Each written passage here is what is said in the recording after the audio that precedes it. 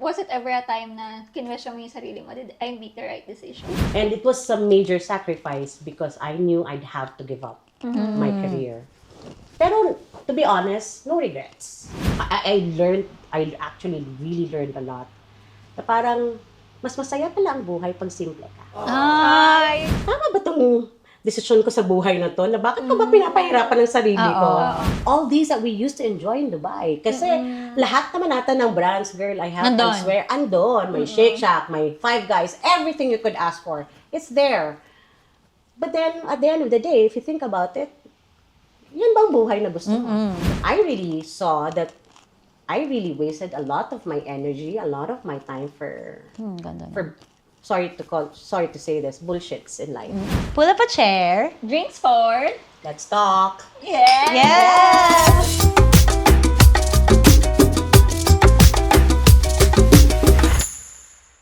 In Dubai, I had a good job.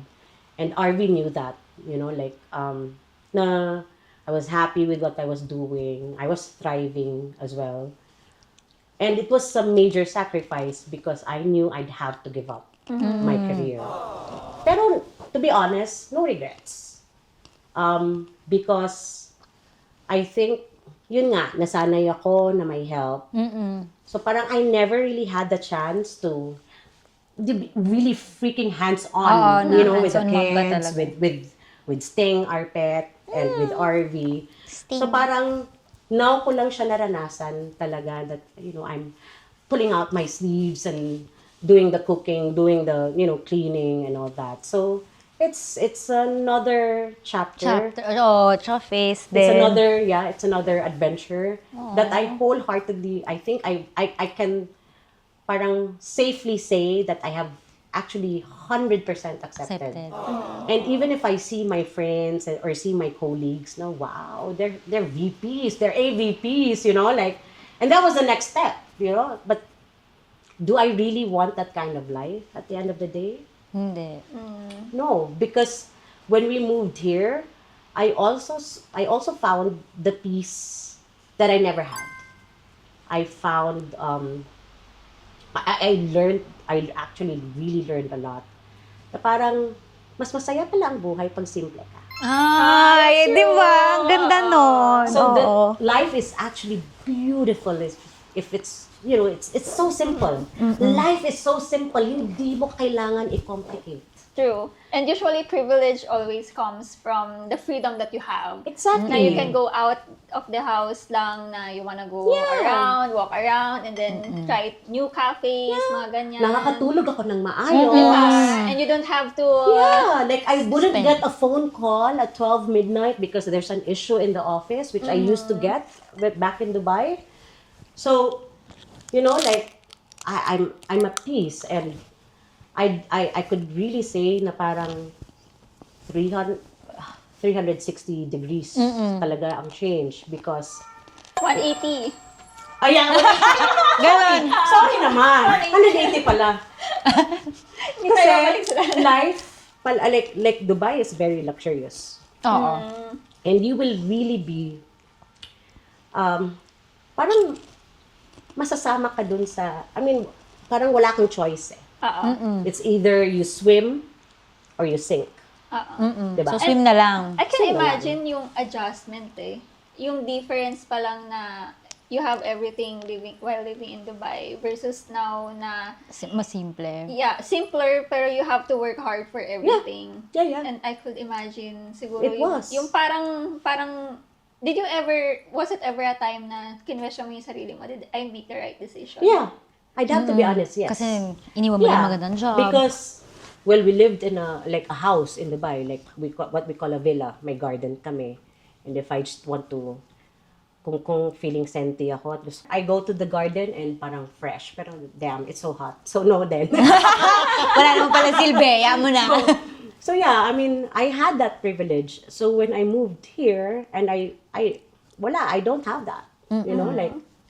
Parang, tama ba itong desisyon ko sa buhay na to? Na bakit ko ba pinapahirapan ng sarili ko?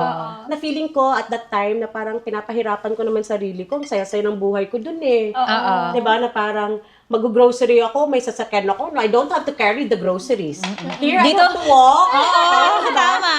Either magbabas ka, mag-metro ka, mag-walk ka, parang buong daigdig, di ba? Tapos mananaawan ka pa. Oo, di ba? Na parang, shit, pasan ko ang daigdig. Oo. There, the drive ako. Oh, Diba? chill, mas chill. Di ba? Na may cart ako, lalagay ko Oo, doon. tapos na, alis Wala, na. tapos na. Oo. Di ba? And then, lahat ng nakasanayan kong kinakain ko sa Pilipinas, I can easily get it, in Dubai. Like, I can easily get an American product, which I can't here. Mahal dito Mahirap. eh. Ang hirap din maghanap. Oo. Like, spam is just there. Even if it's a Muslim country, to be honest, may pork pa rin. Like, you could easily access pork, although at a price, like, but I can easily have corned beef. And Dito I don't wala. have that here, di ba? Purpose nga wala. Actually, yung mga little things. Oo, totoo yan. Tama. Sasabihin ko, shucks, namimiss ko ang Ruffles na or yung Doritos talaga ha. Yung totoong Doritos na sa atin, ang legit na Doritos ay galing US. To be honest, hindi naman. Oo. So, di ba, yung mga little things like that, or like, small things like, shucks, I really miss this sa Din Tai Fung. Yung mga ganon. Wala. Diba? Yung mga luxury nga na nakasanayan mo. So, when we moved here, wala Adjustment. Wala. Walang Krispy Kreme. Walang... Walang Dunkin' Donuts. Walang Jollibee. May Dunkin'. Ang layo. Ang layo. Tsaka, walang masyadong flavor. Iba ang flavor. Limited. Walang, di ba? Walang Jollibee. Walang Tim Hortons. All these that we used to enjoy in Dubai. Kasi lahat naman natin ng brands, girl, I have Nandun. to swear, andon. May Shake Shack, may Five Guys, everything you could ask for, it's there. But then, at the end of the day, if you think about it, yan bang buhay na gusto mo? Will that make you really happy? And complete. When I was there, I thought so. Until na nag-move ka Until dito. I moved here. Actually, when I moved here, I really saw that I really wasted a lot of my energy, a lot of my time for Ganda na. sorry to say this, bullshits in life.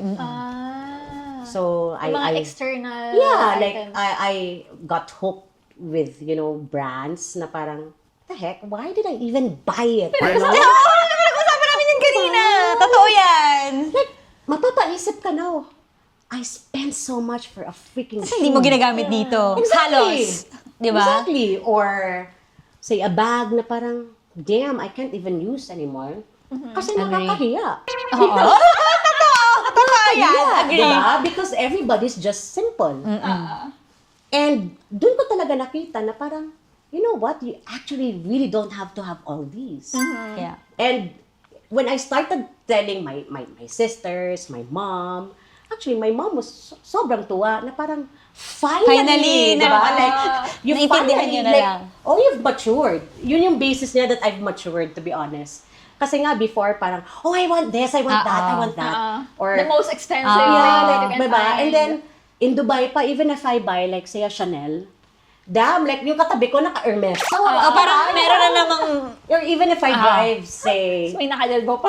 lahat na. like, even if I drive, like, say, a Camaro or all these cars, may naka-Ferrari eh. Ang katabi So, ko, parang lagi Ferrari. merong Parang somebody's way better than you. Oo. And parang ikaw nahuhook ka doon na parang, siya, ako din, Kailangan ako ko din, din. ako din. Oo. So, diba? parang yun yung nagiging validation na you're doing well in life. Exactly. Oo.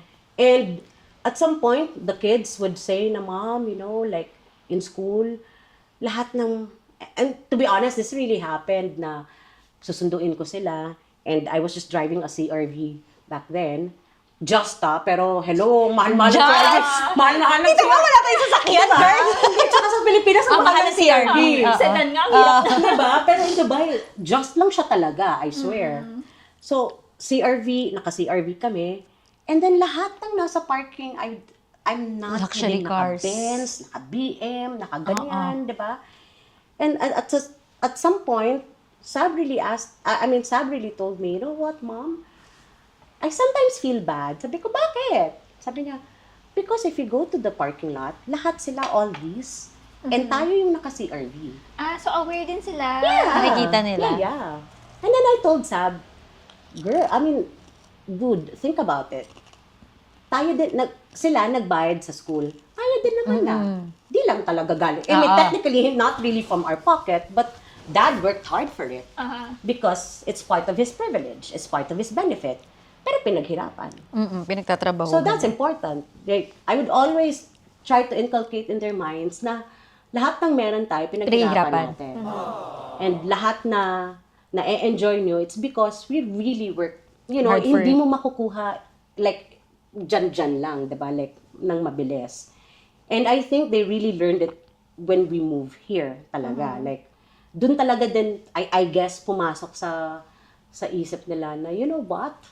I actually also don't need it. So, ngayon, if like say we go out and we shop and the kids would tell me, Mom, I need this. Okay, let's go to ganon. I know, that's very expensive. I don't like that kasi sobrang mahal. They choose, you know, a lesser known brand and they really don't care.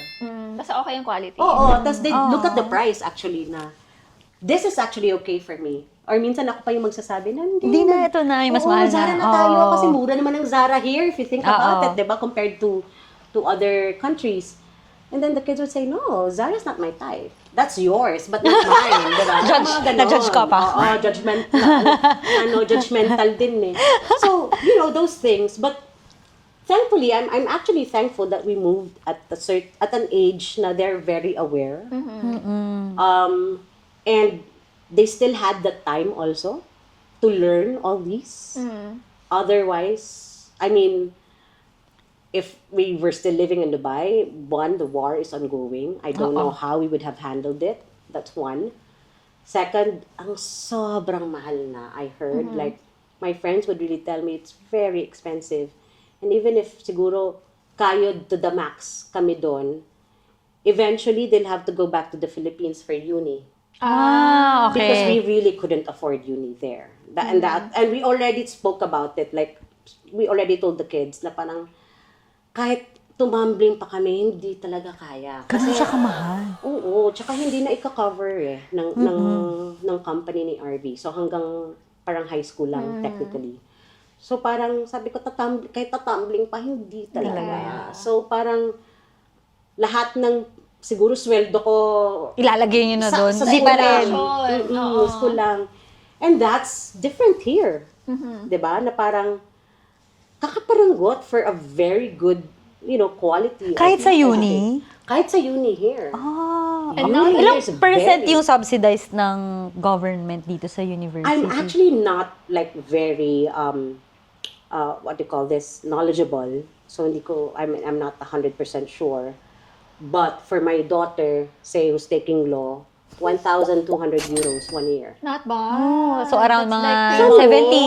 Oo. 70K. And now that you have the Spanish citizenship, then may privilege na kayo to go to different countries din. Sila, Para yeah. mag-aral. But even pala, apparently, even if you're just a resident, Pwede Oo, na. pwede The same, Basta yeah. hindi... the same siya. Hindi That, student visa. if you're a resident or like yung citizen ka, medyo pareho. In fairness, and that's the beauty of living here. Kasi parang somehow same Voting same rights lang privileges, yeah. yung Yung difference. voting lang ang wala. And I think even back then, gusto na nga ni Sabos even planning to take mag-Erasmus. Erasmus sa ibang Yeah, bansa. So she's already Okay. thinking of that. So especially now pa na parang they have the passport. But again, that was also the end game, you know, like in mind when we move here na okay, you get the passport, then, you know, kayo na bahala. Because Oo. then the doors are open talaga. Like, Freedom is priceless talaga. there are more opportunities for them. They also learn the language. So, for me, malaking advantage for them. In fact, now, Sabi is learning German. Oh my God! Ano ba yan? Gusto niya mag-Erasmus in Vienna. So, Oh my God. at least may goal. Alam mo yung Oo. makikita mong, okay, they have goals. Tsaka continuous learning Oo, na talaga. parang, I'm amazed actually. I don't think if we lived in Dubai, their only choice was to go back in the In Philippines. the Philippines, yeah. And study uni there. I'm not saying na that's a bad But, choice or bad decision. But, you know, it's different pa rin, diba? Like, Kasi Philippines versus every country in Europe eh. it's still a privilege, right? And if you think about it too, ang mahal na rin ng uni in the Philippines. Totoo. Kapag aralin ko sa Ateneo ang anak ko, gagastos ako ng how much? $500,000. Diba? Eh, syempre, hindi kami from Tas Manila. malayo pa kayo. So, we're from Cebu. So, iisipin ko pang Dorm, condo. niya, pagkain niya, and all that. So, you know, the gastos is probably more than what we spend here. And then it's not also possible in the Philippines na, or hindi siya part ng day-to-day life ng mga students na nagwo-work habang nag-aaral. Yeah. Unlike here in Europe. Pwede. Which actually my daughter did. Well, she really wanted to earn her own money. Gusto niya talaga na independence. Sige, sabi ko nga sa kanya, well, you don't need to kasi papag-aralin ka naman namin. But I want to. Ganyan. I'm like, you know what? In my mind, ako lagi kasi ang ano ko is, if I say no, ayoko na babalikan ako na. Kasi Hindi mo ako tinatry eh. You always said no eh. So I was like, you know what? Do it. Do it. Go if that makes you happy.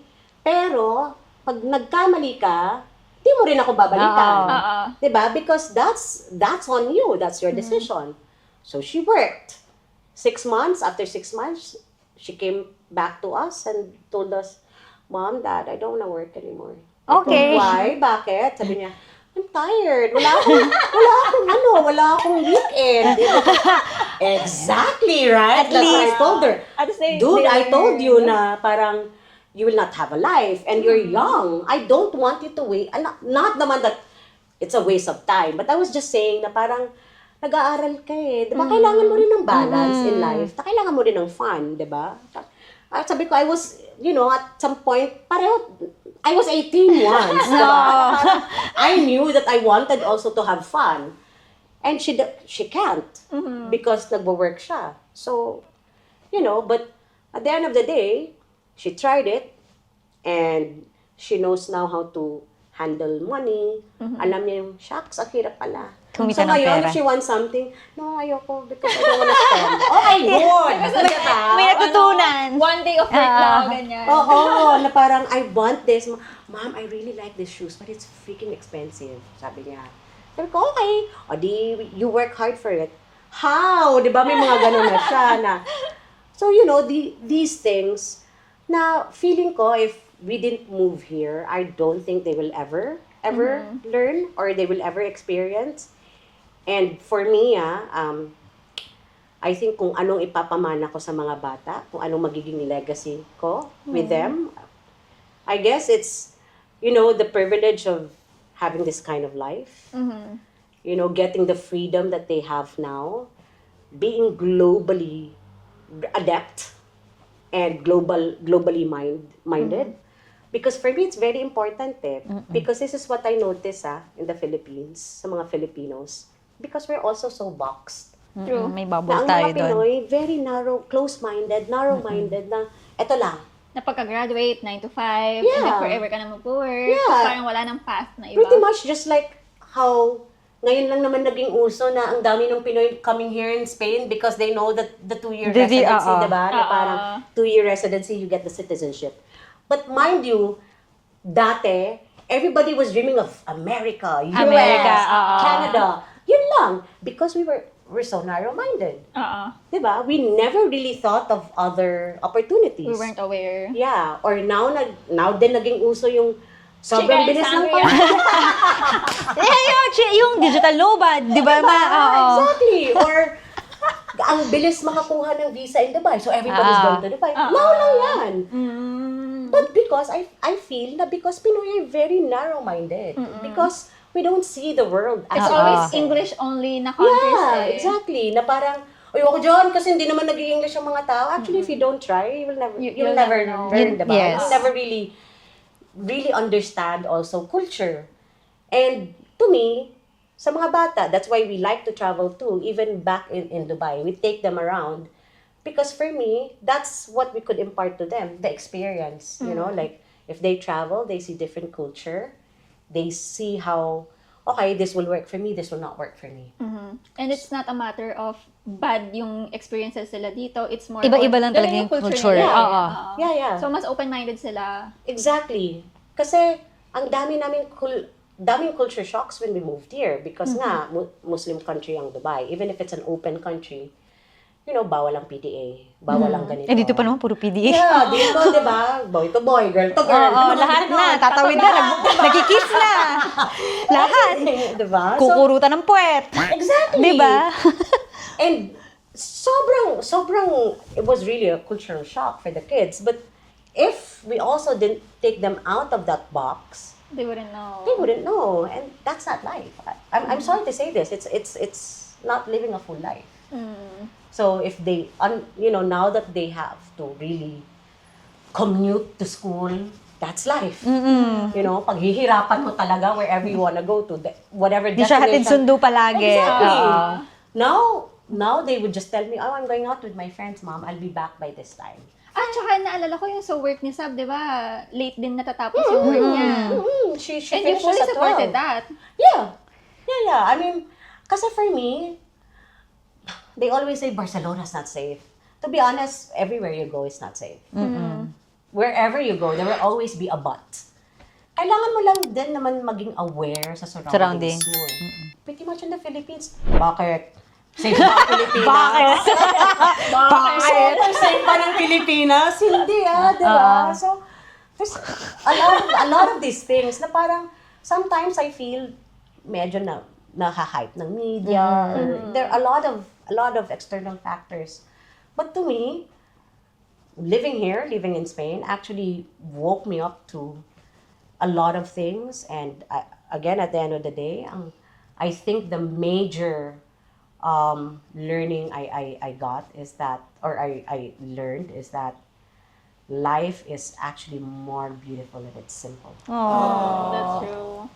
You really don't need a lot. You really don't need, trust me, you really don't need the Chanels, the Hermes. I want. You don't need, girl. Makinig ka. She's been there. It will not define me. Really, I swear.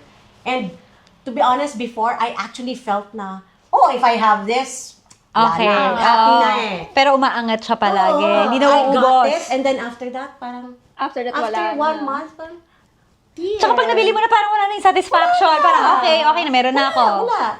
Tapos, di mo rin gagamitin kasi baka masira. Masira. Oo. Tsaka baka manaka. Oo, diba?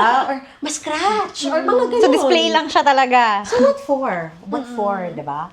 Here, I get a tote. Ay, exactly. Parang tayo. Yun din sinabi ko. Ito yung sinabi niya exactly. Exactly. Nakatoot lang siya. Tote. I use a tote, whatever. Yung mga tote mga na galing kung saan lang. Mga supermarkets or Oo. something. And I'm happy with that. Actually, like, I have, say, 3 euro coffee. Mahal na yon actually. Actually. Diba? Mahal na yon. But I enjoy it because I love it and it tastes good. And I'm happy with it already. And you can take it outside. Exactly. Mas masarap pa yung lasa. Exactly. I have a glass of wine for as much as 5 A glass euros. lang ba? A glass lang ba? Sandali. Diba? Or papakyut. Mga 2 glasses. Diba? Sige, pupush natin yung two. Kahit hindi glasses, naman diba? talaga to lang. So those are the things that actually, parang, life is very really simple. beautiful. Life is good. Beautiful pag ganito lang. And then you see old couples walking. Ay, oo. Diba? Ha, Yung matatanda na. like, as in like 90s, 80s, Oo. holding hands pa. Holding hands while walking, or a lolo helping the lola, like, damn, amazing. And I've never seen it in my life, not even in the Philippines. I'm sorry to say Not this. even in Dubai. No. So, Dubai talagang definitely. hustle life. Yeah, no culture. talaga. Like in Dubai, it's really luxury. And I think because that's their culture eh. That, everything is grand. Like say, Burj Khalifa is grand. Yeah. Burj Al Arab is grand, diba? Everything is grand, but that's how they are, that's their culture. And kailangan mo rin mag-adapt doon. Pretty much the same way here, na ang Simple naman. Yeah, ang thinking is you don't have to be grand, like actually you get to really live life kung simple lang. Oo. Agree. That's true. That's true. So, what? Kung mamatay ka, Continue lang ako on drinks. hindi mo naman makukuha yung lahat, di ba? Yes. I mean, you don't bring it with you. Like, True. Kumatay ka, you can't bring your Chanel. You can't bring your Hermes. Die with zero. Yeah, diba? From dust to dust na, Ay, tuloy ko na diba? lahat. So, from ashes to ashes. So, you know, YOLO. Oh, pero ang ganda nga ng realization. Agree ako dyan. And I also like hearing it from Pico or from someone din na na-experience mo na yung best of both worlds eh. Technically, yeah. Ang comforting lang din to hear. Kasi for example, for me, like, I haven't experienced yung opportunity na kapag may kids, hindi mo na Ay, kailangan oo. isipin yung education, Yeah. and then may nanny, Yeah. and then may car and everything. So, for me, parang may external validation pa na, I really want this kind of bag, I really want this brand, kasi nga, investment. Yeah. Pero, seeing people like Pico na best of both worlds, and then you're telling us na you realized Na mas gusto niya yung simple simple. life is much better. Oo. Yeah.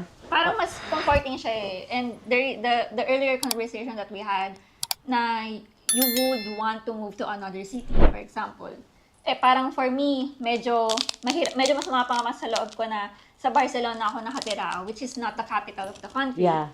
Pero ngayon, I was telling one na, ay, gusto kong lumipat ng Seville. And it doesn't even matter if it's not the big city, di ba? Exactly.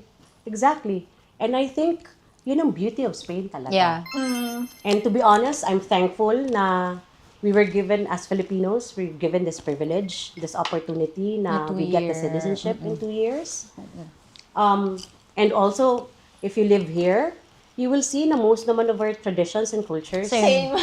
diba, are pretty much the same. So, parang, I'm really thankful na Spain, I'm sorry to say this, colonized the Philippines because it also built, the character of, the Philippines in general, the Filipinos, Filipinos, yeah. our faith, Oo. our resilience, I think.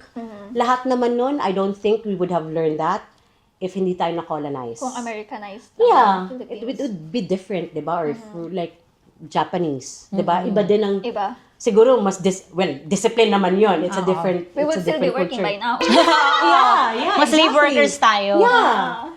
So, like, I'm actually happy that we get to have this kind of life. And, well, mind you, disclaimer, I never had a Chanel in my life. Pero, marami siyang iba. Pero well, at some point, yes, I've dreamt of having a Chanel. But to be honest, ngayon, wala na Wala talaga. na, oo. Wala. Nothing. Like, I don't envy my friends who are wearing a Cartier, a Bulgari. I really don't. And before, I'd have to admit, yes. May inggit Okay pa factor. rin ako. Kung libre. Okay pa sa atin, Pix, kung Okay libre. lang sa 1992 Chanel na caviar. Pero kung bibiling ko, wag na lang. I wouldn't say no to that. Diba? Na parang Cartier, Tiffany, Oo. and all this. Parang, I was really inggit back then. Inggit talaga. And that's why I really, okay, kakayod ako. Alam mo yun? Kakayod ako because Kasi gusto mo nun. Gusto ko talaga yun. Oo. And, ngayon parang, what the heck did I do with my money? I should have spent it on something else. Really, when I lived here, I really realized that you don't have to have a lot. Talk to God na parang, okay, why am I here? Alam mo, may mga questions ka na ganun. A lot would want to be where I am. And here I am complaining. Because I don't have friends. Don't forget to like, share, and subscribe sa Chicha and Sangria!